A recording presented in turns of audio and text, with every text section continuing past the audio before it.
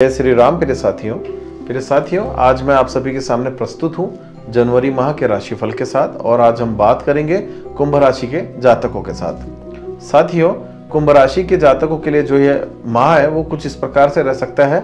इसको समझने से पहले हमें थोड़ा सा ग्रहों की गोचरी व्यवस्थाओं के क्रमों को भी समझना पड़ेगा कि बृहस्पति देव चतुर्थ भाव में विराजमान रहेंगे, शनिदेव दूसरे घर में विराजमान रहेंगे, और जिसके रूप से आपको मध्यम रूप से ये ग्रहों का जो गोचरीय है व्यवस्था का क्रम आपके लिए अनुकूल माना जा सकता है। केतु देव आपके अष्टम भाव में रहेंगे, जिस कारण से प्रतिकूल प्रभाव देंगे।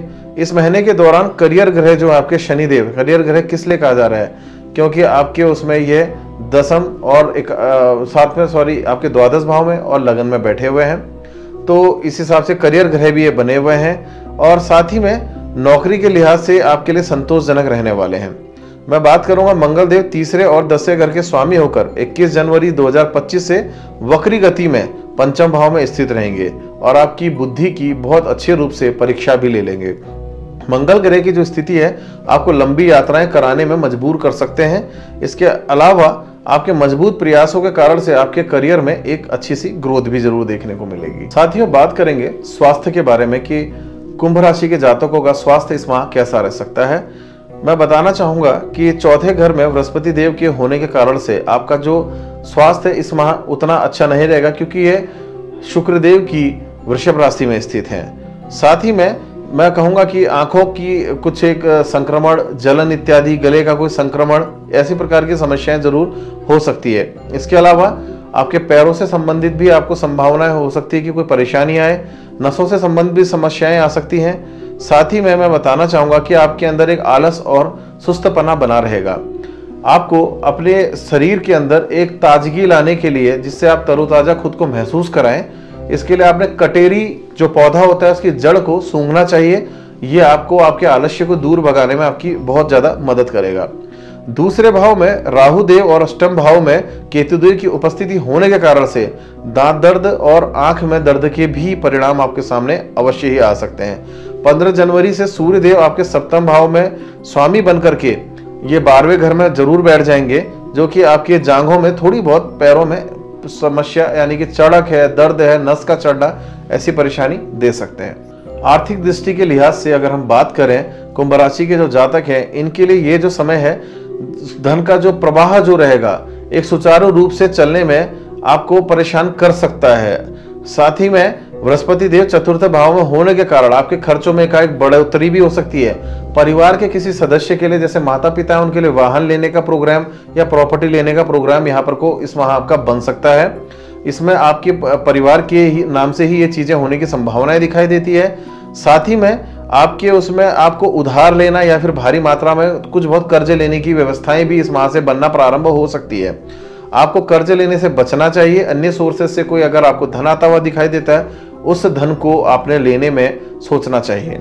साथ ही में मैं कहूंगा कि आपको अगर उच्च स्तर का पैसा कमाना है तो इस पैसे को कमाने के लिए आपने हमेशा बुधदेव की अच्छे रूप से आराधना और प्रार्थना करनी चाहिए। साथ ही में जो आपके आराध्य देव आपके शनिदेव हैं, शनिदेव की भी हमेशा निरंतर रूप से पूजा करनी चाहिए, सूर्य अस्त के बाद या सूर्य उदय के पूर्व में। इस महीने 15 जनवरी से पहले सूर्य 11वें भाव में स्थित रहेगा, जो कि आपको अच्छा धन लाभ दिलाएगा। पर 15 जनवरी के बाद आपके मन में कुछ इस प्रकार की भावनाएं आएंगी कि भैया धन मुझे इस तरीके से नहीं देखना है, तो आपकी धन की जो आने वाली चीजें हैं वो रुकावटें भी उत्पन्न कर सकती हैं। साथियों, बात करेंगे विवाह और प्रेम विवाह या प्रेम प्रसंगों के सेक्टर के बारे में। इस सेक्शन में जो हम देखेंगे वो पता चलता है कि यह माह आपके लिए ज्यादा फलदायी परिणाम इस महीने देने वाला नहीं प्रतीत होने वाला है, क्योंकि इस महीने जो इस भाव के जो स्वामी हैं सूर्य देव जो हैं वो अभी लाभ भाव में तो है, मगर 15 तारीख के बाद जो है वो द्वादश भाव में चले जाएंगे। यानी कि 15 तारीख तक अगर आप अपने प्रसंग हैं या आप अपने जीवन साथी के साथ हैं तो अच्छा हैप्पीली अपने आप को होता हुआ महसूस करेंगे। इसके अलावा साथ ही में आपको आपके पार्टनर के माध्यम से कोई विशेष धन लाभ हो सकता है, परंतु इसके बाद आपको आपके पार्टनर के स्वास्थ्य के कारण से अस्पताल के चक्कर भी लगाने पड़ सकते हैं। ऐसी स्थितियां जरूर दिखाई देती है। साथ ही में दूसरे भाव में राहु देव के होने के कारण से प्रेम विवाह होने में काफी समस्याएं इस समय उत्पन्न हो सकती है। अगर प्रेम विवाह का विचार कर रहे हैं तो कुछ समय के लिए इसको त्याग देना चाहिए।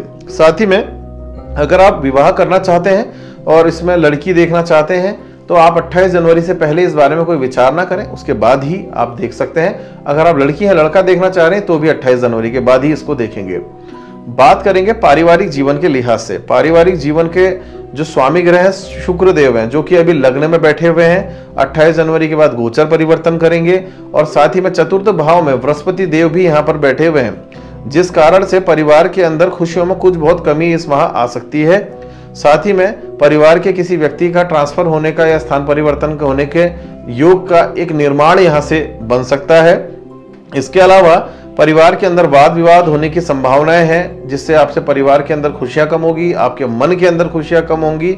और अपने परिवार में अपने भाई के कारण से हो सकता है किसी वजह से अपने परिवार में आपका तालमेल भी बिगड़ जाए।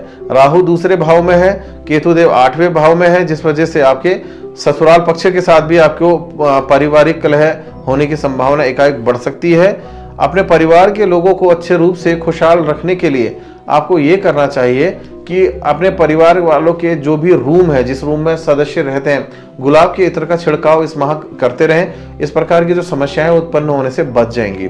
साथियों, एक बहुत विशेष उपाय इस माह के लिए जो कुंभ राशि के जातकों को बहुत ज्यादा मदद कर सकता है मेंटली रूप से मजबूत करने में और फाइनेंशियली रूप से मजबूत करने के लिए, अपने घर के साउथ ईस्ट के जोन में एक मंगल वायु यंत्र को इंस्टॉल करें, जिससे आपके परिवार में जिस प्रकार की भी समस्याएं आ रही हो, आपके धन में, आपके करियर में जो भी समस्याएं आएंगी, उन सभी का निराकरण इस मंगल वायु यंत्र के कारण से ही हो जाएगा। धन्यवाद साथियों।